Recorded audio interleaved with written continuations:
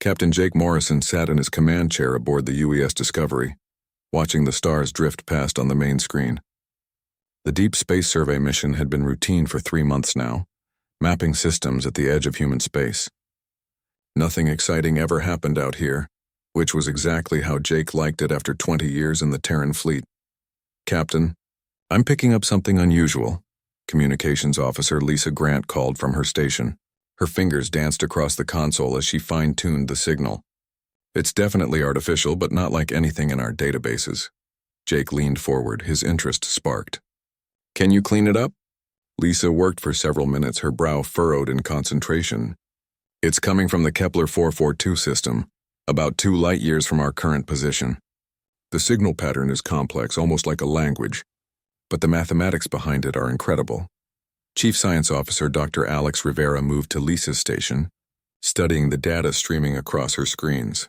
"This is sophisticated, Captain. Whoever sent this has technology that might be more advanced than ours. The signal compression alone is beyond what we thought possible." Jake felt a chill run down his spine. Humanity had been alone in space for over a century, finding dead worlds and empty systems wherever they looked. The possibility of finding other intelligent life had always existed, but it had seemed increasingly unlikely with each passing year. "Set course for Kepler 442, Jake ordered. "Maximum speed. And send a priority message to Fleet Command. Tell them we may have found what we've been looking for." The Discovery's engines hummed to life, pushing the ship toward what would either be humanity's greatest discovery or its greatest mistake. 3 days later, they dropped out of hyperspace at the edge of the Kepler 442 system. What they found waiting for them defied all expectations. A massive space station hung in orbit around the 4th planet, its alien architecture gleaming under the system's yellow sun. The structure was easily 10 times larger than anything humans had ever built, with sweeping curves and spires that seemed to flow like liquid metal. "My God," Dr. Rivera whispered. "The engineering involved in building something that size. The materials alone would require the resources of dozens of worlds." Before Jake could respond, dozens of sleek ships emerged from the space station. They moved with fluid grace, their hulls reflecting light in patterns that hurt to look at directly. The vessels arranged themselves in a perfect formation around the Discovery, neither threatening nor welcoming. "Captain, they're hailing us," Lisa reported, her voice tight with excitement and fear. On screen, the view screen filled with an alien face that was both beautiful and terrifying. The creature had pale blue skin that seemed to shimmer, large dark eyes that held ancient intelligence, and features that were almost human, but wrong in subtle ways. When it spoke, universal translators struggled to convert its musical language into words humans could understand. "I am High Commander Vexatai of the Zephyrian Dominion," the alien said, its voice carrying notes of supreme arrogance. "You have entered space belonging to the rightful rulers of this galaxy. State your species and your intentions." Jake stood slowly, trying to project calm authority despite his racing heart. "I am Captain Jake Morrison of the Terran Exploration Service. We come in peace, seeking knowledge and friendship with other intelligent species."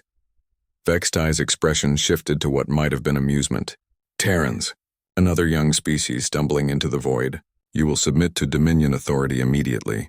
Your ship will be boarded, your crew evaluated for usefulness, and your home system will be added to our territory. Resistance will result in your immediate destruction." The words hit Jake like a physical blow. This wasn't first contact as humanity had imagined it. This was a demand for unconditional surrender from a species that viewed humans as nothing more than potential slaves. "I'm afraid we cannot accept those terms," Jake replied, keeping his voice steady. "Humanity values its independence. Perhaps we can arrange a meeting to discuss mutual cooperation between our species." The alien commander's eyes narrowed, and the temperature in the room seemed to drop several degrees. "You dare refuse the Dominion? You dare suggest cooperation between rulers and insects? This is not negotiation, primitive creature. This is conquest." Dr. Emma Stone, the ship's xenolinguist, stepped forward. She had been studying the aliens' speech patterns and body language, trying to understand the cultural context behind the words. "Captain, I don't think they understand our position. In their society, strength seems to be the only currency that matters. They may view our peaceful approach as weakness." Vextai turned its attention to Emma, and she felt the full weight of its alien intelligence pressing against her mind. Your species has made a grave error. In 5,000 years of expansion, no race has ever dared refuse the Dominion's generous offer of servitude. You have declared yourselves enemies of the rightful order of this galaxy. Jake felt the situation spiraling out of control. Every diplomatic protocol he had learned was useless here. This species didn't want to talk or trade or learn. They wanted to rule, and they saw humanity as nothing more than obstacles to be removed. We don't want to be your enemies, Jake tried one last time. Our species has much to offer. We could benefit each other through peaceful cooperation. The alien commander made a sound that might have been laughter, but it carried no warmth or humor. Cooperation. How amusing. Very well. Let me explain how cooperation works in the galaxy. You will surrender your ship and your crew will become property of the Dominion. Your homeworld will be strip-mined for resources while your population serves as laborers. In return, we will allow some of your species to survive. This is the most generous offer any primitive race has ever received. The bridge fell silent except for the quiet hum of the ship's systems. Jake felt the weight of command pressing down on him.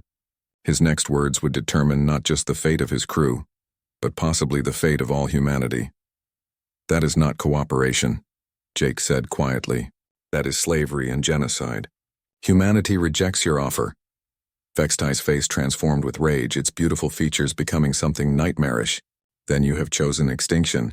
By the ancient laws of the Dominion, your species is hereby declared enemies of galactic peace. You will be hunted across the stars until every last human draws breath no more. The alien ships around the Discovery began to glow with building energy. Jake's tactical officer, Lieutenant Sam Brooks, shouted a warning about weapons charging.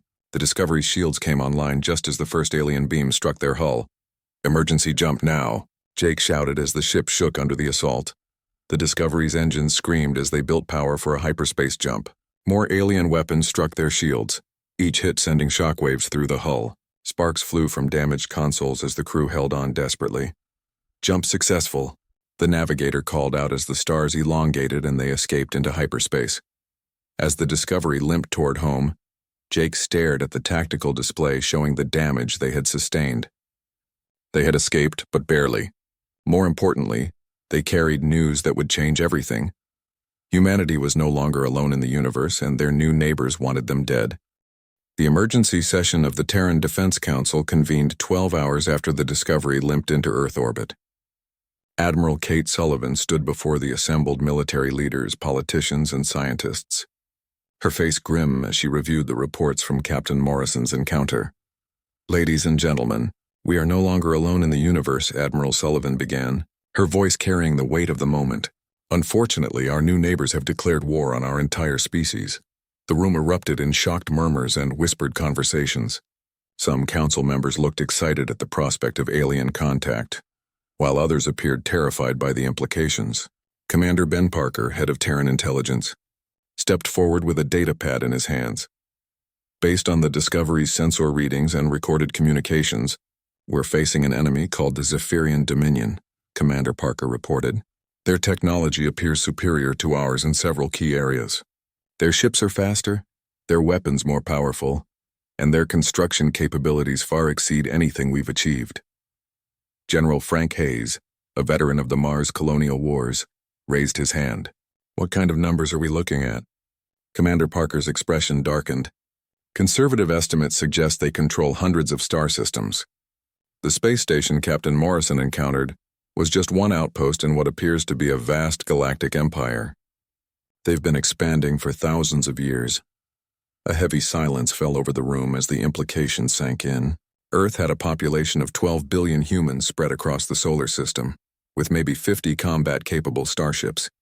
They were facing an empire that had conquered entire sectors of the galaxy. "There has to be something we can do," Dr. Maya Chen, head of the Terran Research Division, said quietly. "Every species has weaknesses. We just need to find theirs." Admiral Sullivan nodded. "That's exactly what we're going to do. The Zephyrians have given us 6 months to surrender unconditionally. They seem to think this is generous. What they don't understand is that 6 months is enough time for humanity to prepare. Meanwhile, light years away aboard the Zephyrian command vessel Eternal Glory, Sub-Commander Krelnoth reviewed the reports from the human encounter with barely concealed boredom. High Commander Vextai had assigned him to handle the human problem as a minor administrative task. Another primitive species that thinks it can challenge the Dominion, Krelnoth muttered to his aide, a younger Zephyrian named Veltar. How many is that this century? 20, 30? They all end the same way. Veltar consulted his records. The humans appear to be confined to a single star system. Their technology is crude but functional. They have basic faster-than-light travel and simple energy weapons. Nothing we haven't seen 1,000 times before. Krelnoth waved dismissively. Assign 3 battle groups to the operation. That should be more than enough to handle whatever resistance they might offer. Make sure to capture some specimens for the research divisions. The scientists always want to study new species before we eliminate them. Back on Earth, the transformation had already begun. General Hayes stood in what had once been a civilian spacecraft manufacturing facility, watching as workers rapidly converted the production line to military specifications. The massive assembly bays that once built cargo haulers and passenger ships now echoed with the sounds of weapons installation and armor plating. How long until the first batch is ready? General Hayes asked the facility supervisor, a tough woman named Carol Davis who had managed the plant for 15 years. 2 weeks for the first squadron, Carol replied, wiping grease from her hands with a stained rag. We're stripping out all the luxury components and replacing them with weapon systems and additional shielding. They won't be pretty, but they'll fight. Dr. Chen walked through her research laboratory, observing teams of scientists working around the clock to understand and counter Zephyrian technology. The Discovery had managed to record detailed scans of the alien ships before escaping, providing valuable intelligence about their construction and capabilities. The good news is that their shields operate on a frequency we can potentially disrupt, Dr. Chen explained to her team lead, Dr. Kevin Ross. The bad news is that we'll need to get close enough to make it work, and their weapons have a longer range than ours. Dr. Ross studied the holographic display showing the alien ship schematics. What about their computer systems? Did we get any data on how they process information? Dr. Chen smiled for the first time in days. That's where it gets interesting. Their systems appear to be more advanced than ours, but they're also more rigid. They seem to follow very specific protocols with little room for improvisation. Our computers are crude by comparison, but they're also more flexible. Across the solar system, similar preparations were taking place. On Mars, Colonel Chris Adams drilled his Marines in zero-gravity combat techniques that had been developed during the colonial uprising 20 years earlier. The Zephyrians had never faced an enemy that could fight effectively in the vacuum of space, using nothing but personal equipment and determination. Remember, these aliens have been conquering primitive civilizations for thousands of years. Colonel Adams shouted at his troops as they practiced boarding maneuvers on a mock-up of an alien ship. They expect their enemies to surrender when faced with superior firepower. They don't expect us to fight dirty. Engineer Nicole Torres worked with teams of technicians to convert civilian infrastructure for military use. Mining equipment became ship-mounted weapons. Construction robots were reprogrammed for combat engineering, and even pleasure craft were fitted with explosives for suicide missions if necessary. The aliens think in terms of formal warfare, Nicole explained to her engineering staff. Ship-to-ship combat, organized battles, rules of engagement. They've probably never faced an enemy willing to use civilian equipment as weapons or turn everyday objects into instruments of war. The most important work was happening in secure facilities deep beneath the Earth's surface. Teams of military historians, psychologists, and strategists studied every recorded human conflict, from ancient battles to modern warfare. They were looking for patterns, tactics, and strategies that might give humanity an edge against a technologically superior enemy. Captain Luke Bennett, recently promoted after his service in the Outer Rim conflicts, led one of these research teams. His specialty was asymmetric warfare, the art of fighting enemies who were stronger, faster, and better equipped. Every species the Zephyrians have conquered probably tried to fight them the same way, Captain Bennett explained to his team. Ship-to-ship battles, technological competitions, formal military engagements. What if we don't fight them the way they expect? As the weeks passed, reports came in from across human space. Factories were retooling, civilians were volunteering for military service, and scientists were working miracles with limited resources. The transformation was unlike anything in human history. As an entire species prepared for a war it had never wanted, but now embraced with grim determination. Sub-Commander Krelnoth reviewed the latest intelligence reports about human activities with mild curiosity. The species was showing more resistance than expected, but nothing that seemed particularly concerning. They were building more ships and weapons, just like every other species did when faced with Dominion conquest. What Krelnoth didn't understand was that humans had spent their entire evolutionary history learning to kill other intelligent creatures. They had been practicing warfare against their own species for millennia, developing strategies and weapons specifically designed to defeat enemies who thought like they did. The Zephyrians were about to learn why that made all the difference in the universe. The Zephyrian fleet dropped out of hyperspace at the edge of the Sol system, with the confidence of predators approaching helpless prey. Sub-Commander Krelnoth stood on the bridge of his flagship, expecting to find a terrified human civilization ready to beg for mercy. Instead, his sensors detected something that made him pause. "Sir, I'm reading unusual energy signatures throughout the system," reported his tactical officer. "The humans appear to have significantly increased their military presence since our last intelligence update." Krelnoth studied the holographic display showing dozens of human ships patrolling the outer planets. The vessels looked crude compared to Zephyrian technology, but there were more of them than expected. "No matter. Begin the standard conquest protocol. Target their orbital installations first, then demand surrender." What Krelnoth didn't know was that Captain Luke Bennett was waiting in the asteroid belt with a carefully prepared surprise.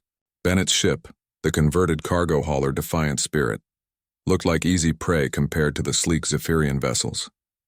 That was exactly the point. "Remember, we're not trying to win a fair fight," Bennett told his crew over the communication system. "We're trying to survive long enough to hurt them. Every Zephyrian ship we damage is one less ship they can use against Earth." The first Zephyrian battle group approached the asteroid belt in perfect formation, their ships gleaming like deadly works of art. They expected the human vessels to either flee or attempt a hopeless frontal assault.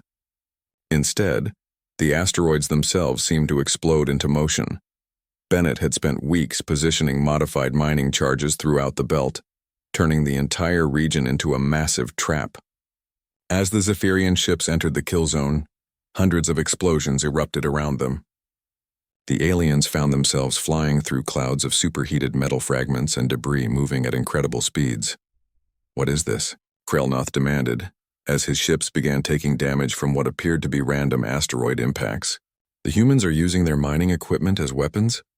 The answer came when Sergeant Amy Rodriguez led her team in a series of boarding actions that defied every rule of civilized warfare the Zephyrians knew. Instead of attempting to capture ships intact for study, the humans simply wanted to destroy them. Rodriguez's Marines used mining tools converted into weapons, cutting through Zephyrian hull plating like it was paper. "These creatures fight like animals," one Zephyrian officer reported as human boarding parties swarmed through his ship. "They show no concern for their own safety.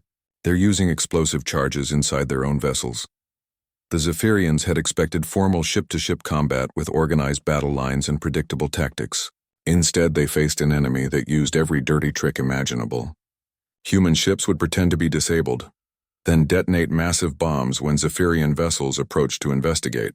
Civilian cargo haulers would ram into alien ships at full speed, their crews accepting certain death to take out a single enemy vessel. Dr. Carl Thompson watched from the Mars orbital station as his secretly developed weapons went into action for the first time. While the Zephyrians had been dismissing human technology as primitive, Thompson's teams had been developing something the aliens had never encountered: computer viruses specifically designed to target their advanced systems. "Their computers are more powerful than ours," Thompson explained to his assistant, Dr. Janet Walsh, as they watched Zephyrian ships begin to malfunction. "But they're also more complex, which means they have more ways to break. Our viruses don't need to be sophisticated. They just need to cause chaos." The results were devastating. Zephyrian ships that had functioned perfectly for centuries suddenly found their systems failing in cascade reactions. Navigation computers provided false readings, weapon systems fired on their own vessels, and life support systems began shutting down randomly. Ryan Foster, a young programmer who had learned his skills hacking corporate databases, grinned as he watched his virus spread through the Zephyrian fleet network. They connected all their ships together to share information faster. Big mistake. Now when one ship gets infected, They all get infected. The tide of the battle began to turn as human unconventional tactics proved effective against an enemy that had never faced such desperate creativity. Commander Linda Shaw led a combined fleet of converted civilian ships in an attack that violated every principle of space warfare the Zephyrians understood. Spread out and attack from every direction at once, Shaw ordered her captains. Don't try to protect each other. Every ship fights independently. Make them think we have twice as many vessels as we actually do. The Zephyrians found themselves fighting an enemy that refused to follow the rules. Human ships would attack and then immediately retreat, only to strike again from a completely different angle. There were no battle lines, no organized formations, and no predictable patterns. It was chaos warfare, and the aliens had no experience dealing with it. Krelnoth watched in growing alarm as his carefully planned conquest turned into a nightmare. How are they doing this? Their technology is inferior. Their ships are slower and weaker than ours. His chief tactical advisor, a veteran of dozens of conquests, could only shake his head in confusion. Sir, they don't fight like any species we've encountered. They seem to view warfare as a problem to be solved rather than a noble pursuit. They use deception, surprise, and tactics that no civilized race would consider. The breaking point came when Captain Bennett led a desperate assault on Krelnoth's flagship. Instead of trying to capture the vessel, Bennett's ship was loaded with every explosive device the humans could find. As the defiant spirit rammed into the Zephyrian command ship, Bennett transmitted a final message. This is for everyone who thought humanity would go quietly into extinction. We don't surrender, we don't give up, and we sure as hell don't fight fair. The explosion that followed took out not just both ships, but damaged 3 other Zephyrian vessels caught in the blast radius. The sight of humans willing to die to take their enemies with them sent shockwaves through the alien fleet. For the first time in 5,000 years of conquest, a Zephyrian fleet was forced to retreat from battle. As the surviving alien ships limped away from the Sol system, Krelnoth tried to make sense of what had happened. Prepare a full report for High Command, he told his communications officer. Tell them that the humans are not like other species. They don't fight to win glory or prove their strength. They fight to kill their enemies, and they don't care what it costs them. The message that reached Zephyrian High Command sent ripples of concern through the Dominion leadership. For millennia, they had conquered species through superior technology and overwhelming force. Now they faced an enemy that turned weakness into strength and used desperation as a weapon. High Commander Vextai read the report with growing unease. The humans had inflicted more damage on a Zephyrian fleet than any enemy in recent memory. Worse, they had done it using primitive technology and tactics that seemed to come from the minds of savages. Increase the force commitment, Vextai ordered. Send 10 battle groups instead of 3. These humans may be more dangerous than we initially calculated. What the Zephyrians still didn't understand was that they had only seen the beginning. Humanity's real strength wasn't their technology or their numbers. It was their ability to adapt, to learn from every defeat, and to turn every loss into a lesson for future victories. The galaxy was about to discover why evolution had produced only one intelligent species on Earth, and why that species had spent its entire history learning to wage war against creatures exactly like themselves. The war had been raging for 8 months when Dr. Paul Mitchell made the discovery that would change everything. Deep in the underground bunkers beneath the Rocky Mountains, Mitchell's team had been analyzing every piece of Zephyrian technology they could get their hands on, looking for weaknesses the aliens didn't know they had. Their entire military structure is based on rigid hierarchy, Mitchell explained to Admiral Sullivan during their weekly briefing. Every order flows down from the top, and lower ranks never question their superiors. It's incredibly efficient when everything goes according to plan, but it becomes a fatal weakness when plans fall apart. Admiral Sullivan leaned forward, intrigued. What are you suggesting? Mitchell pulled up a holographic display showing the Zephyrian command structure. We've been fighting them like they're us, trying to destroy their ships and weapons. But what if we target their command system instead? Take out their officers, disrupt their communications, force their lower ranks to make decisions they're not trained to make. The strategy was put into practice 3 weeks later, when Captain Samantha Lee led the first human offensive operation of the war. Instead of attacking Zephyrian military installations, Lee's fleet targeted supply convoys and communication relays. The goal wasn't to win territory but to create chaos in the enemy's carefully ordered system. Remember, we're not here to fight fair. Lee told her captains as they prepared for the assault. "We're here to make their lives miserable. Hit them where they don't expect it, then disappear before they can respond." The attack on the Zephyrian supply convoy was unlike anything the aliens had experienced. Human ships appeared from behind asteroids and debris fields, struck fast and hard, then vanished into space before the escort vessels could react. The convoy's commander, Sub-Commander Zechtel, found himself facing an enemy that refused to engage in proper combat. "They attack like pirates," Zechtel reported to his superiors. "They show no honor, no respect for the rules of warfare. They target supply ships instead of military vessels, then flee when we try to engage them." What Zechtel didn't understand was that the humans weren't running away from a fight. They were leading his ships into another trap. Major Danny Clark's intelligence teams had spent weeks studying Zephyrian patrol patterns, learning how the aliens responded to different types of threats. "They're predictable," Clark explained to his analysts. "When attacked, they always call for reinforcements from the nearest base. They always approach from the same vectors. They always use the same communication frequencies. It's like they're following a manual that never gets updated." The trap was sprung when the Zephyrian reinforcements arrived at the convoy's last known position. Instead of finding human raiders, they discovered a carefully constructed minefield that had been disguised to look like ordinary space debris. The explosions that followed destroyed 2 Zephyrian cruisers and damaged several others. But the real victory came from what the humans found in the wreckage. Engineer Tracy Adams led the recovery team that salvaged Zephyrian computer cores, weapon systems, and most importantly, their communication equipment. "This is incredible," Adams told her team as they examined the alien technology. "Their systems are so advanced that they've forgotten how to function without them. Look at this. They can't even navigate without their computer network telling them where to go." The information gleaned from the captured technology allowed humans to strike at the heart of Zephyrian operations. Ryan Foster, the young hacker who had caused so much trouble for alien computer systems, grinned as he accessed the Zephyrian communication network using their own equipment. "They never changed their security codes," Foster reported to Admiral Sullivan. "They're so confident in their technology that they never considered someone might steal it and use it against them. I can read every message they send, track every ship movement, and even send false orders to their fleets." The results were devastating for the Zephyrian war effort.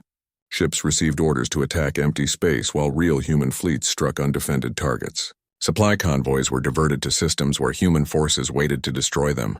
Entire battle groups found themselves chasing ghost signals, while their actual objectives went unprotected. High Commander Vextai studied the reports from the front lines with growing concern. In less than a year, the human problem had escalated from a minor cleanup operation to a serious threat to Dominion expansion. The primitive species that should have been conquered in weeks was now striking deep into Zephyrian territory. "How is this possible?" Vextai demanded of his staff officers. "They have inferior technology, smaller fleets, and no experience fighting galactic warfare. How are they winning?" Sub-Commander Krelnoth, recently returned from his defeat at Sol, tried to explain what he had witnessed. "They don't fight like civilized beings, High Commander. They use tactics that no honorable species would consider. They attack civilians, target supply lines, and use deception as their primary weapon." Vextai's expression darkened. "Then we will show them what happens when they abandon honor. Increase our forces. Use whatever methods are necessary to destroy them." But the Zephyrians were learning too late that escalation was a game humans had perfected long before they reached the stars. When alien forces began targeting human civilian populations, they discovered that humanity's response was swift and terrible. Captain Samantha, Lee stood on the bridge of her flagship as her fleet approached the Zephyrian mining colony on Kepler 186c. The colony had been built using slave labor from a dozen conquered species, and its destruction would send a clear message to the Dominion leadership, broadcasting on all frequencies, Lee announced as her ships moved into attack position. "This is Captain Lee of the Terran Defense Force. By order of the Human Alliance, this facility is being destroyed in retaliation for attacks on civilian populations. Any Zephyrian personnel who wish to survive should evacuate immediately." The assault that followed was methodical and brutal. Human forces systematically destroyed every structure, every piece of equipment, and every ship in the system. But unlike the Zephyrians, The humans allowed the alien workers and slaves to escape before beginning the destruction. The message was clear. Humanity would match any escalation the Zephyrians attempted, but they would not abandon their principles in the process. The freed slaves from a dozen different species spread the word throughout that sector of the galaxy that humans fought for freedom, not conquest. Dr. Helen Murphy, now serving as Earth's chief military strategist, reviewed the intelligence reports with satisfaction. The other species in their empire are starting to question Zephyrian rule. Every time we free slaves or protect civilian populations, we gain potential allies. The war was entering a new phase. What had begun as a desperate defense of humanity's home system was now becoming a galactic liberation movement. Species that had been enslaved by the Dominion for centuries were beginning to see hope in humanity's unconventional warfare. Meanwhile, the Zephyrians found themselves fighting an enemy that learned from every engagement, adapted to every tactic, and turned every defeat into a lesson for future victories. Their rigid military doctrine, which had served them well for millennia, was proving inadequate against an enemy that refused to follow the rules. The galaxy was beginning to understand that the Zephyrians had made a critical error. They hadn't just attacked another primitive species. They had awakened something that had been sleeping in the outer reaches of the galaxy, something that viewed warfare not as a test of honor or strength, but as a problem to be solved through any means necessary. Humanity was no longer fighting for survival. They were fighting for victory, and they were very good at it. 2 years after first contact, Admiral Gary Collins stood on the bridge of humanity's newest flagship, the UES Retribution, as it led the largest human fleet ever assembled toward the Zephyrian home system. The ship had been built from the wreckage of alien vessels, incorporating their advanced technology with human ingenuity to create something that was more powerful than either species could have achieved alone. Final intelligence report, Admiral, Commander Ben Parker said, handing Collins a datapad containing the results of months of reconnaissance. The Zephyrian core worlds are defended by their entire remaining fleet, plus orbital defense platforms that have never been tested in actual combat. Collins studied the tactical display showing the enemy positions. The Zephyrians had pulled back their forces from across the galaxy, abandoning dozens of conquered worlds to make their final stand at the heart of their empire. It was exactly what the humans had hoped they would do. They're still thinking like conquerors, Collins observed. They can't understand that we're not trying to take their territory. We're trying to end their ability to threaten anyone ever again. The approach to the Zephyrian home system had taken months of careful planning. Dr. Helen Murphy, now Earth's chief strategist, had developed a battle plan that used everything humanity had learned about their enemy during 2 years of brutal warfare. The Zephyrians expect us to attack their military targets first, Murphy had explained during the final strategy meeting. They're prepared for ship-to-ship combat, orbital bombardment, and conventional siege tactics. They're not prepared for us to ignore their military and target their infrastructure instead.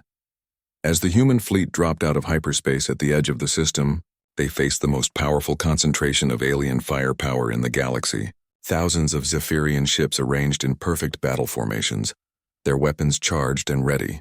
It was an impressive display of military might that would have terrified any conventional enemy. High Commander, Vexte watched the human fleet approach from his command station on the orbital fortress above the Zephyrian homeworld. Despite everything that had happened, he still couldn't believe that these primitive creatures posed a real threat to the Dominion that had ruled the galaxy for millennia. Begin the attack, Vexte ordered. Show these barbarians the true power of a civilized species. The battle that followed was unlike anything in recorded galactic history. The Zephyrians fought with the precision and power that had made them masters of countless worlds. Their weapon systems functioned flawlessly. Their ships moved in perfect coordination, and their tactics followed proven strategies that had worked for thousands of years. But the humans weren't fighting the battle the Zephyrians expected. Instead of engaging the main alien fleet, human forces scattered throughout the system, targeting communication relays, supply depots, and manufacturing facilities. They ignored the powerful warships and focused on the infrastructure that kept the Zephyrian war machine functioning. Captain Samantha Lee led a squadron of fast attack ships through the outer system, systematically destroying every satellite, space station, and automated platform they encountered. Her ships moved like a swarm of angry insects, impossible to pin down and devastating in their collective impact. "They're not trying to win a battle," reported Subcommander Krelnoth as he watched human forces bypass his battle group entirely. "They're trying to cripple our entire civilization." The realization came too late to change the outcome. While the Zephyrian fleet protected their homeworld, the humans dismantled everything else in the system. Industrial complexes that had operated for centuries were reduced to scrap metal.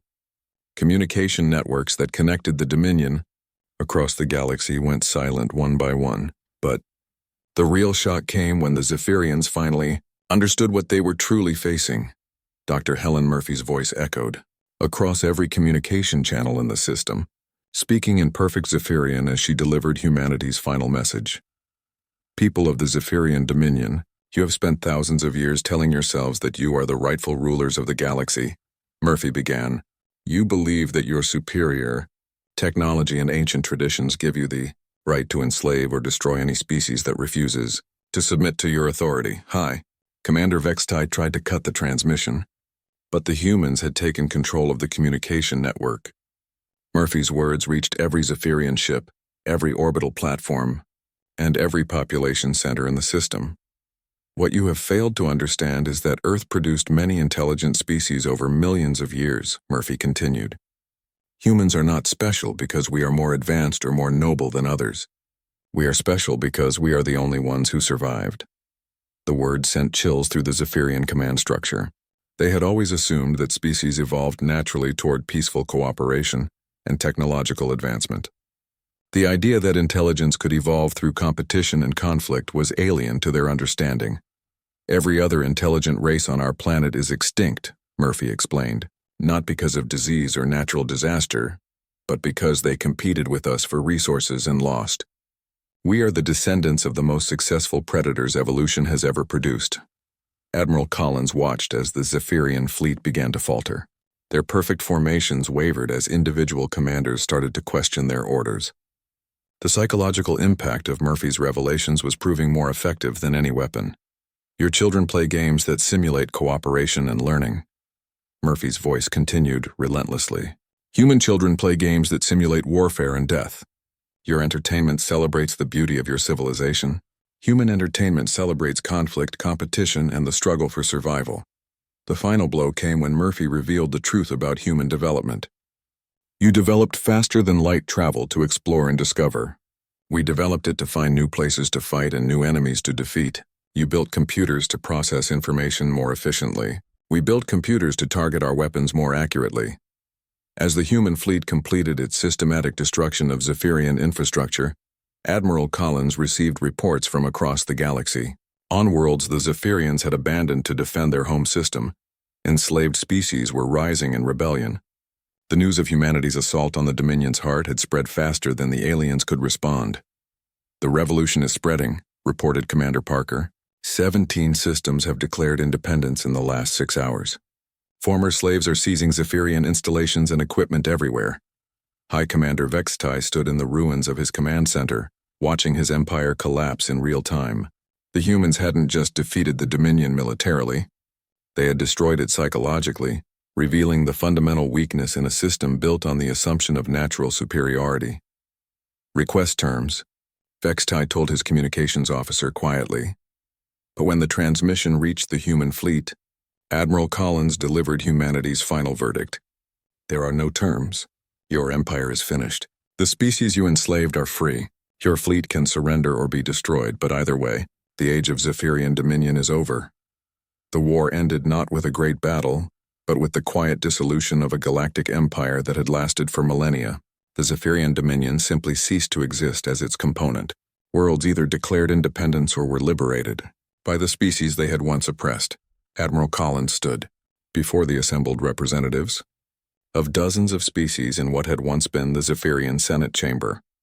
The great hall that had once echoed with declarations of conquest now hosted discussions of freedom and cooperation. "Humanity never wanted to rule the galaxy," Collins told the gathering. "We wanted to be left alone to develop in peace. But when threatened with extinction, we responded with everything we had learned in millions of years of evolution.